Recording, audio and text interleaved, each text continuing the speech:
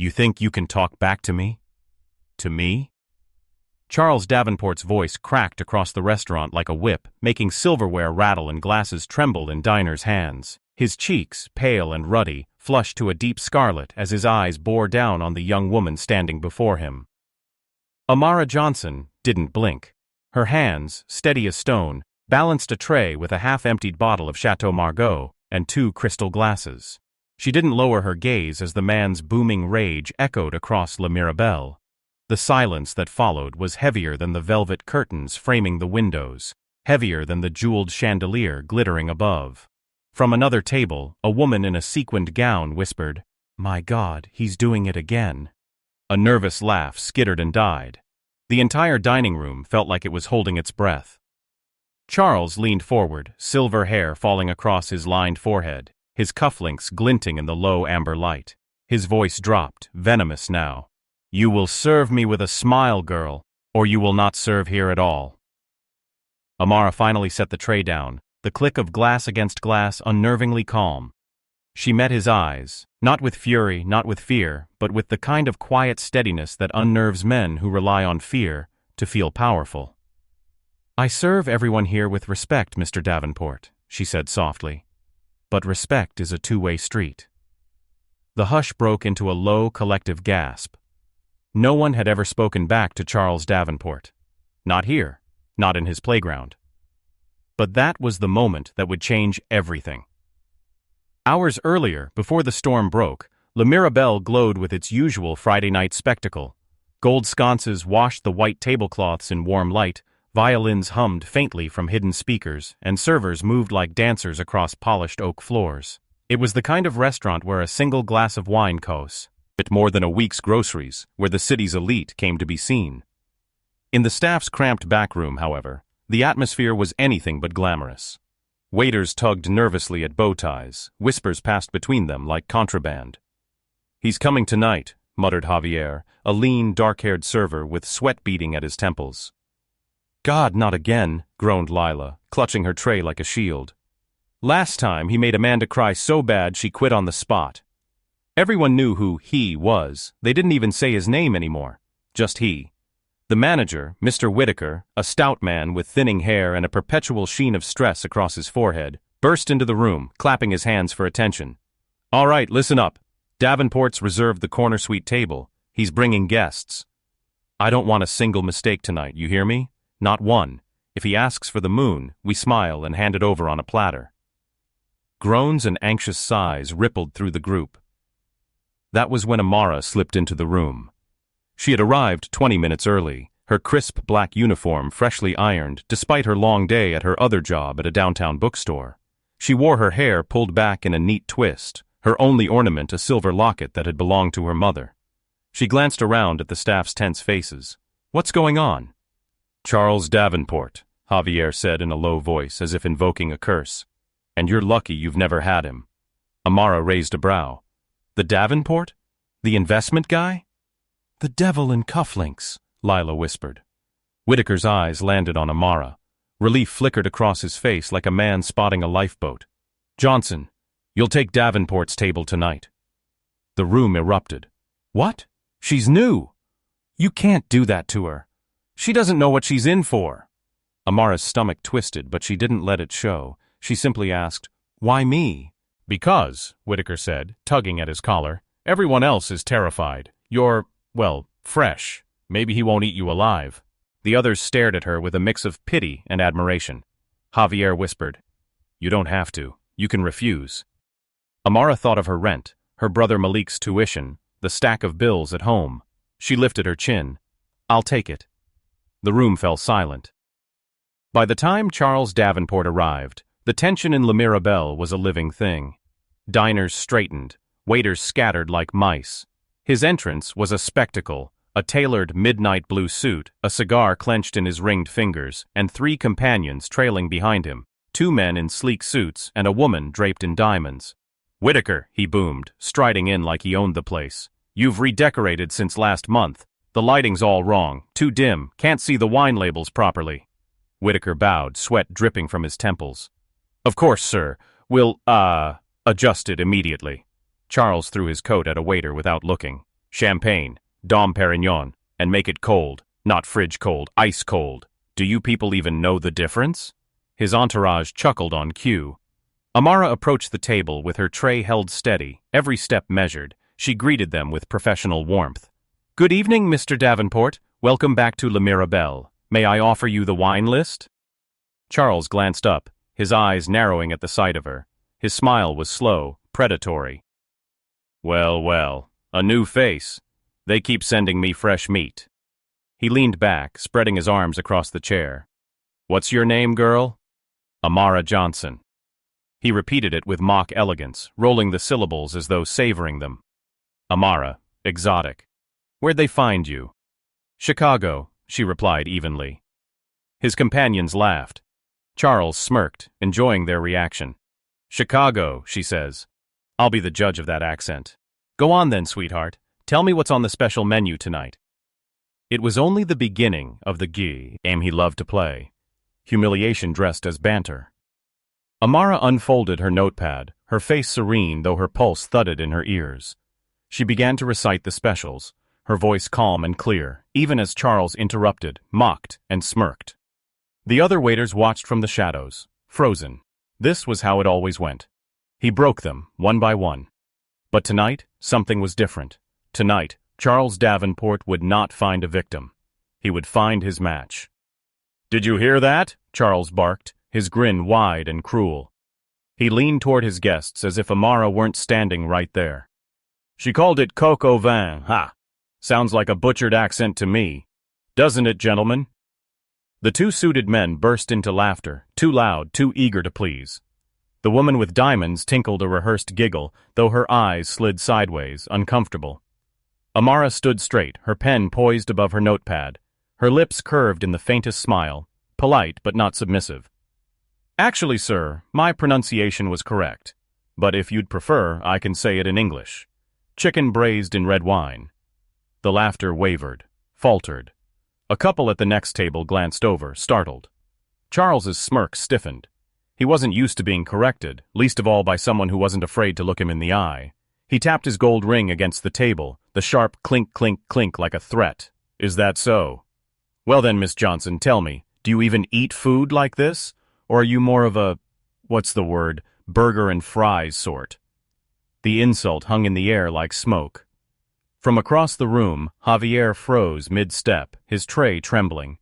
Whitaker closed his eyes, lips moving silently as if praying Amara would swallow her pride and apologize. That's what they all did. It was the only way to survive. But Amara's voice was calm, almost musical. Food is food, Mr. Davenport. Its worth isn't in the price, but in the hands that prepare it. The diamond-draped woman shifted in her chair, her gaze flicking to Amara with something like admiration. One of the suited men coughed into his napkin, suddenly awkward.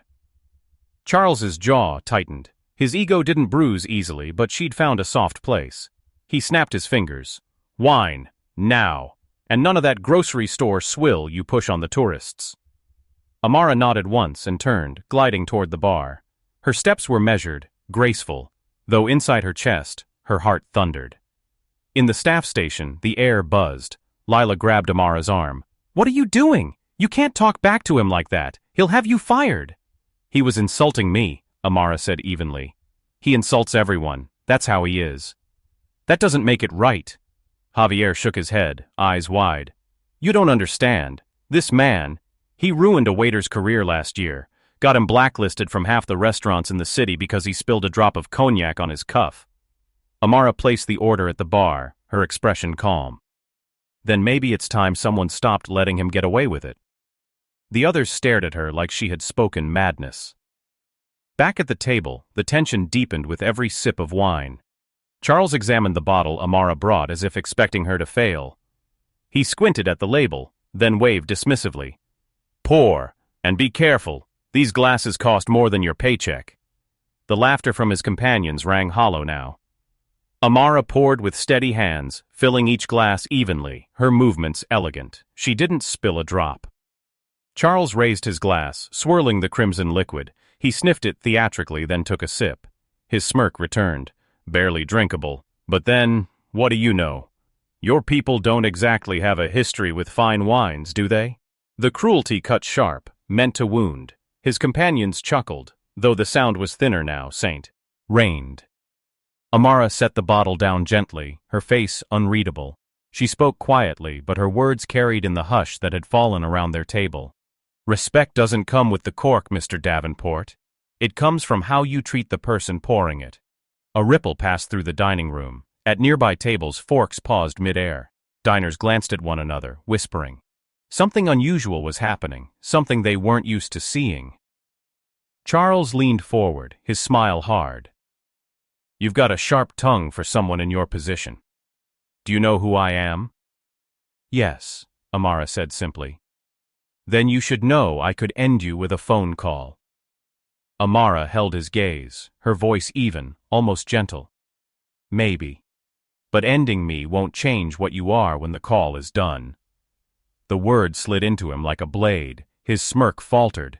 For the first time that evening, Charles Davenport didn't have a ready retort. In the kitchen, Whitaker paced like a man on the edge of collapse. She's going to get herself fired, and me right along with her. Davenport will call the owners, and that'll be the end. But the sous chef, a burly man with flour dusting his apron, leaned against the counter and said quietly, About time someone stood up to him. Man's been stomping on folks for years. Maybe she's the one to do it. Whitaker shot him a desperate glare. You don't understand. Davenport owns half the investors in this city. You don't confront a man like that. You endure him. Yet even Whitaker knew deep down that the tide was shifting. Back at the table, Charles's frustration curdled into cruelty. He began targeting Amara relentlessly, criticizing how she stood, how she spoke, even mocking the way she wore her hair. Natural curls, he sneered, his voice dripping with disdain. Don't they have stylists where you're from?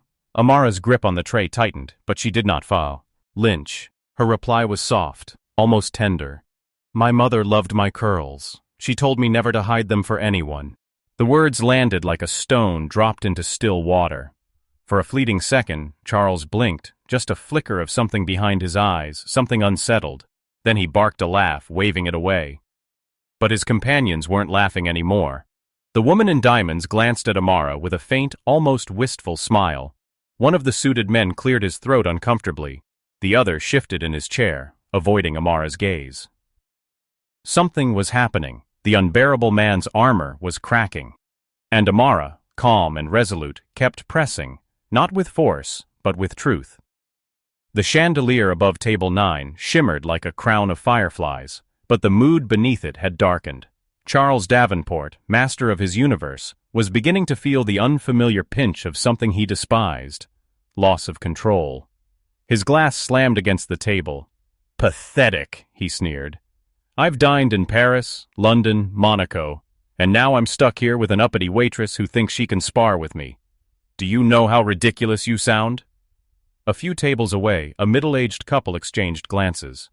The husband muttered under his breath, That poor girl. The wife hushed him, her eyes locked on Amara. But Amara didn't shrink. She stood tall, her hands resting lightly on her tray, her posture graceful, her gaze calm. She let his insult wash over her like rain against stone. I'm only doing my job, Mr. Davenport, she said softly, to serve you with respect. The rest is your choice. The words, so disarmingly simple, carried weight. A silence spread outward from the table, like ripples moving through the room.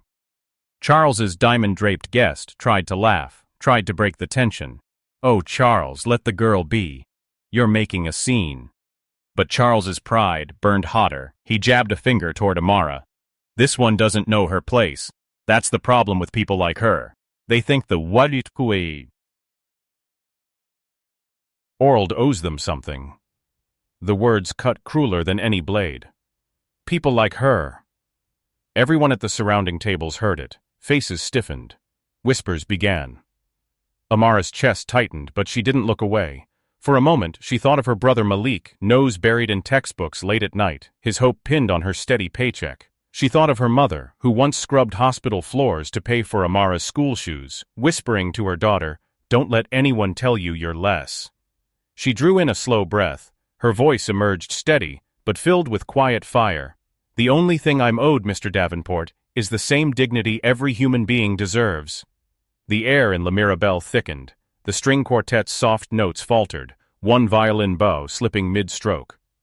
Dozens of eyes turned to Charles, watching for his reaction. His face reddened, his lips curling in rage. "How dare you lecture me? Do you know who I am? I've built empires, bought senators, crushed competitors like ants. And you—" He gestured at her with a dismissive flick. "You are nothing but a girl in a uniform. Replaceable." He expected the words to flatten her, to humiliate.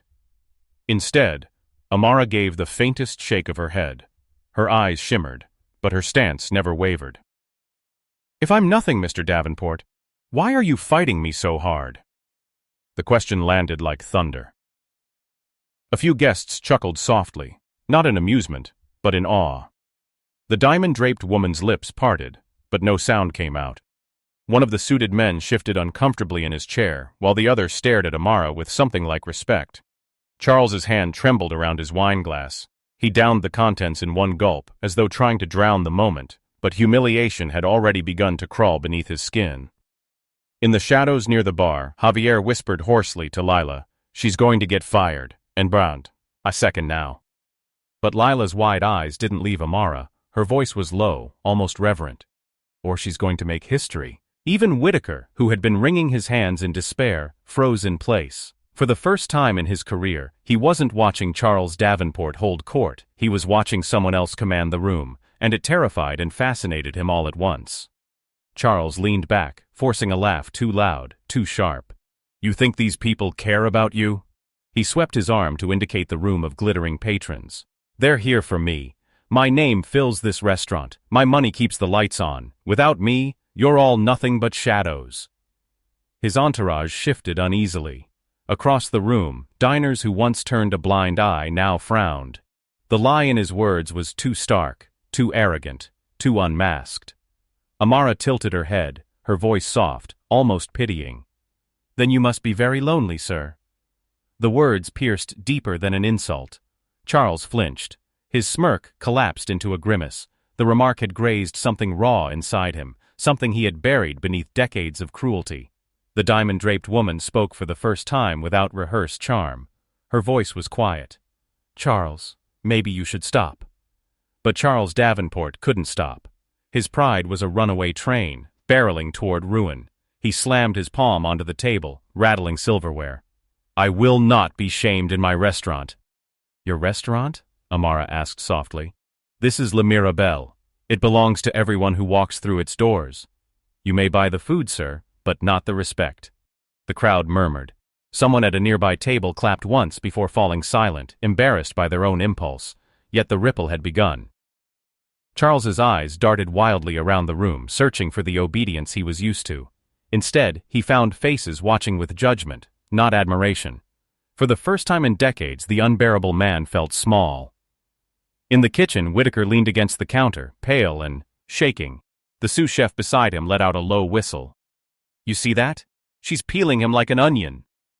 Whitaker buried his face in his hands. "God help us all!" Back at the table, Charles's voice cracked, the first tremor of weakness slipping through. You don't understand. People like me, we built this city. Without men like me, you'd all still be—" He trailed off, his words faltering, his breath quickening. Amara didn't pounce. She didn't mock. She simply looked at him, steady, dignified, her presence unshakable. And the unbearable man, for the first time in years, began to unravel. The dining room had turned into a theater, every diner frozen in their seat as if watching a stage play. Except this wasn't theater. It was raw, trembling reality. Charles Davenport's voice cracked again, his bravado slipping like plaster off a crumbling wall. His hands shook as he poured another glass of wine, missing the rim and splattering crimson droplets across the white linen tablecloth. His guests shifted uncomfortably, no longer laughing, no longer enchanted by the spectacle of his cruelty. "Enough," muttered the diamond-draped woman, her tone sharper now.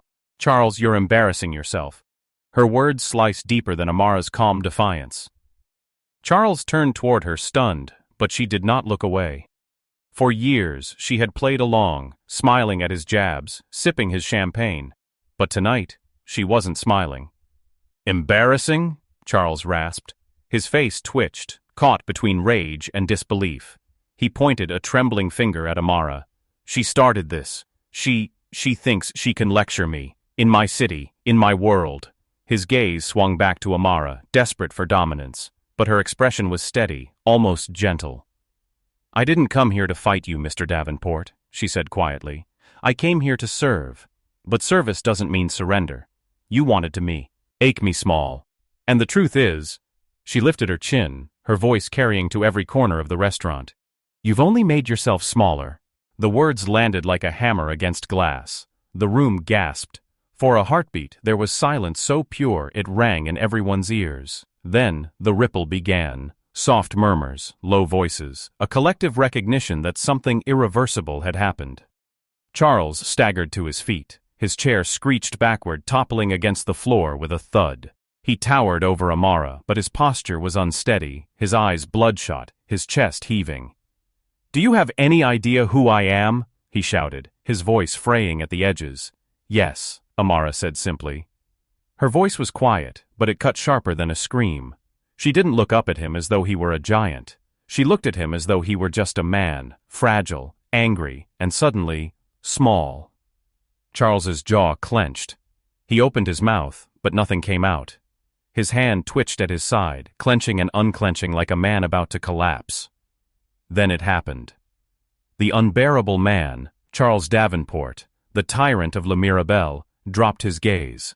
For the first time in living memory, he could not hold another person's stare. The entire room saw it, and the shift was seismic. At a nearby table, a businessman in a navy suit spoke up, his voice steady. "She's right, Davenport. You treat people like they're dirt beneath your shoe. It's disgraceful." Another voice joined in, this time from a woman with steel-gray hair at the far side of the room. "I've seen you do this before. Tonight, it's enough." A third voice, a younger man, added, "We all sit here pretending it's fine. It isn't. It never was." The chorus swelled, quiet but undeniable. People were no longer whispering, they were speaking, and each word was a stone laid at the feet of the unbearable man. Charles's face drained of color.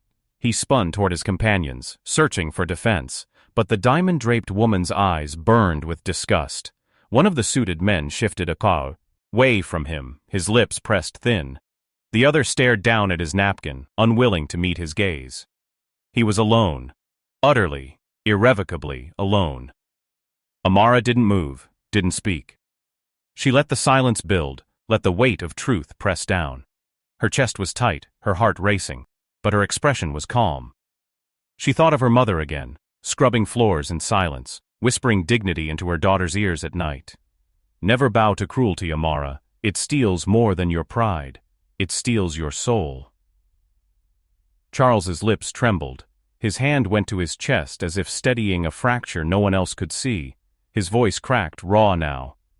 Do you have any idea what it's like?" The words shocked the room. They weren't rage, they were desperation. "What it's like," he repeated louder, his throat tight. "To build everything from nothing. To claw your way up while everyone's waiting for you to fall. To have nothing but your name, and the moment you falter, the moment you stumble, they'll erase you. Like you were never here." His voice broke on the last word. No one moved. No one breathed. Charles Davenport, unbearable, untouchable, was unraveling in front of a room full of witnesses. Amara's gaze softened, though her posture remained strong. She saw not the Titan, but the terrified man inside the suit, drowning in his own loneliness. She let a moment pass, then said gently, "Respect isn't built on fear, Mr. Davenport. Fear only leaves you alone." The words silenced him. His mouth opened, then closed, his shoulders slumped, his head bowed. The unbearable man broke. And in that breaking, something shifted forever. The silence that followed Charles Davenport's collapse was electric. UNBEARABLE had never heard such quiet. Not during a blackout, not during power cuts, not even on the night a senator had fainted during dinner. This was different. This was silent. Made of awe and disbelief. Charles stood hunched over, his hands pressed against the table, his body trembling like an old tower in an earthquake. His face was pale, his eyes glassy. The guests who once orbited him like satellites now recoiled, no longer under his gravity. For decades his arrogance had been gospel, his cruelty tolerated as the price of his fortune. But tonight the spell was broken, and the first cracks widened into something unstoppable. From a table near the bar, a woman in her 60s raised her voice. "I watched you reduce a young man to tears here last year, Davenport. He dropped a single fork, and you humiliated him until he quit. I said nothing then, but tonight, I can't stay silent anymore." Heads turned toward her. Then, at another table, a bespectacled man spoke up. "You made my colleague wait an hour outside your office, only to mock his accent and refuse to see him. You destroyed his confidence. Do you even remember that?" More voices joined in, like sparks catching dry grass. A young couple whispered fiercely to each other before the man rose halfway from his seat. "You're nothing but a bully, hiding behind your money. We all let you get away with it, every one of us, but not tonight." Charles's chest rose and fell, ragged, each accusation slamming into him like stones. He opened his mouth, but no defense came. His voice, his weapon, had abandoned him. Amara remained still, her tray at her side, her back straight. She hadn't asked for this chorus. She hadn't expected it. But she understood something vital. Once one person stands, others find the courage to rise. Her gaze swept the room, seeing waiters peeking from the kitchen doors, faces pale, eyes wide. They looked at her as if she were doing something impossible, something they had dreamed of but never dared. For them, she stood steady. Whitaker, the manager, stumbled forward, sweat trickling down his brow. His voice trembled as he tried to restore control. "Ladies and gentlemen, please, let's remain civil. This is a fine establishment, we can't—" "Civil?" barked the gray-haired woman. "Civility is what let him behave this way for years. Civility is just silence with pearls on it." A few people clapped softly, their approval echoing like small fireworks. Whitaker faltered, looking from Davenport to Amara. His lips parted, but no words came. For once, even he couldn't defend the man who had terrorized his staff.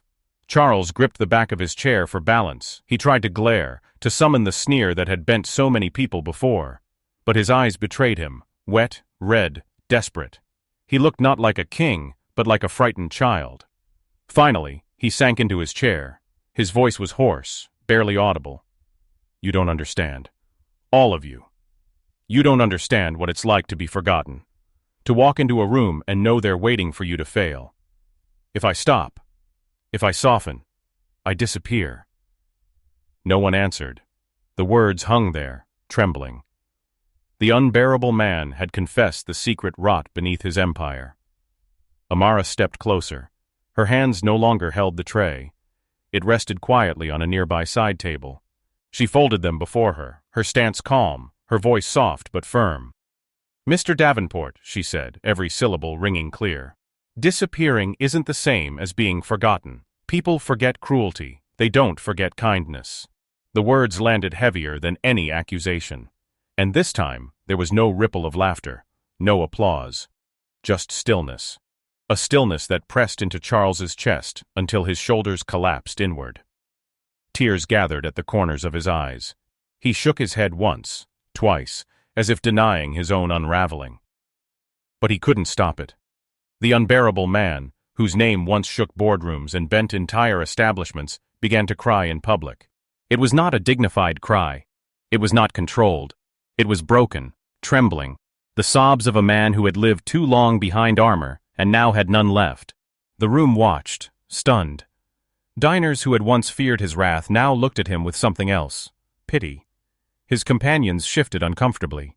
The diamond-draped woman, for all her glitter, pressed her napkin to her lips to hide her shaking hand. And Amara, steady and unmoved, let him weep. She didn't gloat. She didn't smirk. She simply stood in quiet dignity, her presence the only solid ground left in the room. For a moment, no one was afraid of Charles Davenport anymore. In the kitchen, Javier whispered, awestruck, "She broke him." "No," said Lila, her eyes shining. "She freed him." The once pristine tablecloth at Charles Davenport's corner table was soaked with spilled wine and stained with tears. He sat hunched forward, shoulders sagging, head bowed, not the titan of Chicago finance, but a man stripped bare before the eyes of strangers. No one rushed to comfort him. No one dared excuse him. For years people had cushioned his cruelty, absorbed his temper, smoothed over his humiliations. Tonight, the safety net was gone, and everyone knew it. The restaurant's atmosphere shifted like the tide. Conversations began again, but not the shallow chatter of luxury dining. These voices were low, deliberate, charged with something almost revolutionary. That poor waitress. No, she's the bravest one I've ever seen. Did you see his face? He's finished. The whispers were not about Charles anymore. They were about Amara. Whitaker, pale and sweating, staggered forward as if to take control, but his voice cracked. Mr. Davenport, perhaps you'd prefer to, move to a private room, to regain your— No. The word croaked from Charles's throat, ragged, broken. He shook his head slowly, his silver hair falling into his eyes. No. I'll not hide. He raised his head just enough to meet Amara's gaze. His lips trembled. Do you hate me? The question was raw, Hilled-like. The dining room froze again. Amara's eyes softened, though her voice stayed steady. Hate only grows when you feed it. I don't feed it, Mr. Davenport. I can't afford to. Charles blinked, his tears spilling fresh. For the first time, the unbearable man had no retort. Only silence. A tall man in a navy suit stood from a nearby table. I think we've all been silent too long, he said, his voice carrying across the room. We let you treat people like dirt because of your money. We laughed at your jokes. We shook your hand at parties. And in doing so, we failed every person you humiliated. Others nodded. Another voice joined. He doesn't deserve this pedestal. Not anymore. The diamond-draped woman sighed heavily, pulling her shawl tighter. She whispered to her companions. He's ruined. He's finished. Charles flinched at the words. His hand closed around the edge of the table as though it were the last thing anchoring him. Whitaker swallowed hard, looking at Amara. For the first time, his authority shrank beside her quiet strength. He straightened his shoulders and spoke, though his tone was unsteady. Miss Johnson, you've shown more dignity tonight than most of us ever dared. On behalf of the staff, I apologize for— He faltered, ashamed, before finishing. For not protecting you sooner. Javier and Lila, watching from the shadows, exchanged a glance. Then, to everyone's shock, Lila stepped forward into the dining room. Her voice wavered at first, then grew stronger. Amara's not just standing for herself. She's standing for all of us. Every one of us who's been yelled at, mocked, threatened. Tonight, she gave us our voice back. The room stirred. A soft clap sounded from the back, then another, and another. Within seconds, the dining room filled with applause, steady, rising, unstoppable. It wasn't for Davenport. It was for Amara. Charles stared all round the room, bewildered, his eyes darting from face to face. The sound of applause had once been his music, his validation. But tonight it was for someone else. He wasn't the star anymore. He was the villain. His lips trembled. His hands shook. Stop, he whispered, almost begging. Stop, please. But the clapping swelled louder, a wave of recognition crashing through the room. Amara stood still in the center of it, not smiling, not basking, just steady, dignified, grounded. At last, the unbearable man covered his face with both hands and wept. When the applause faded, Amara finally spoke again. Her tone was soft, firm, final. Mr. Davenport, you came here expecting obedience. But respect cannot be demanded. It must be earned, and tonight, you've lost it. The words sealed the moment like a gavel striking wood. Charles flinched as though struck. Slowly, shakily, he rose from his chair. His legs seemed unsteady, his once imposing frame now fragile. Without a word, he gathered his coat, though it slipped from his grasp and fell to the floor. No one moved to help him. He bent, clumsy, picked it up himself. And then Charles Davenport, the unbearable man, walked out of UNBEARABLE alone, his figure shrinking with every step until the door closed behind him. The room exhaled. Glasses clinked, murmurs rose, life returned. But something had changed. Amara remained where she stood, her chest rising and falling, her pulse hammering in her ears. She had not cried, not flinched, not faltered. But now, In the quiet aftermath, the weight of it pressed on her shoulders. Javier rushed to her side, whispering fiercely, "You did it. You did it." Lila's eyes brimmed with tears. "You don't know what you've done for us." Whitaker swallowed hard, staring at Amara as if seeing her for the first time. His lips parted, but the words caught in his throat. It didn't matter. Everyone in that glittering dining room knew. The unbearable man has been exposed. And the quiet waitress had become unforgettable. The night air outside UNBEARABLE was cool and damp, carrying the faint perfume of lilacs from the courtyard garden. After the storm inside, the city felt strangely calm, like the world itself had paused to breathe. Amara lingered by the back entrance, her apron balled in her hands, her uniform clinging to her with the weight of the evening. Her heart was still racing, but her steps felt lighter than they had in years. For the first time, she wasn't carrying silence. Javier pushed open the door and joined her, his grin wide despite the exhaustion etched on his face. "I don't think anyone's ever seen a Davenport walk out of a room like that," he said. "You cracked the armor, Amara. You broke the spell." She gave a tired smile. "I didn't break anything. I just stopped pretending it didn't hurt." Lila followed close behind, her arms folded, eyes glistening. She hesitated before stepping forward and wrapping Amara in a sudden hug. "You were brave for all of us," she whispered. "I wanted to be angry at you earlier, angry you'd draw his fire, but you—" Her voice caught, trembling. "You showed us we're not powerless." Amara held her tighter. "None of us are," she murmured. Inside, the restaurant slowly reset itself. Staff members whispered with a new electricity, like they'd lived through a story that would be told for years. The diners still present lingered longer than they should, glasses of wine untouched, their conversations circling back to the same moment. The waitress who stood tall while the giant crumbled. Whitaker sat alone at the bar, his glass of brandy untouched. His gaze flicked often toward the back door. He looked smaller too, his polished authority dented. In the silence he seemed to wrestle with himself, guilt, shame, maybe even relief. Meanwhile, Charles Davenport's driver idled a ponchoit in the curb outside the restaurant. When Charles finally appeared, disheveled and pale, he barely acknowledged the man. He slid into the back seat, his eyes hollow. "Home, sir?" the driver asked softly. Charles didn't answer. He stared out the window as the city lights blurred past, his reflection ghostly in the glass. His mind replayed the moment, the applause, Amara's voice, the way the room had looked at him not with envy or fear, but pity. It was the one thing he'd never imagined, that the world could live without his approval, that his power could dissolve in a single night. For the first time in decades, Charles Davenport felt small. Amara walked home through the quiet streets of Chicago, the city's heartbeat pulsing around her. Taxis rushing by, neon signs humming, the lake wind brushing her cheeks. Her shoes pinched, her feet ached, but inside her chest was a steady flame. She thought of her mother, who had raised her to believe dignity was not a luxury, but a right. She thought of her little brother, who had once asked why people with money acted like they owned the air everyone breathed. Tonight, she had an answer.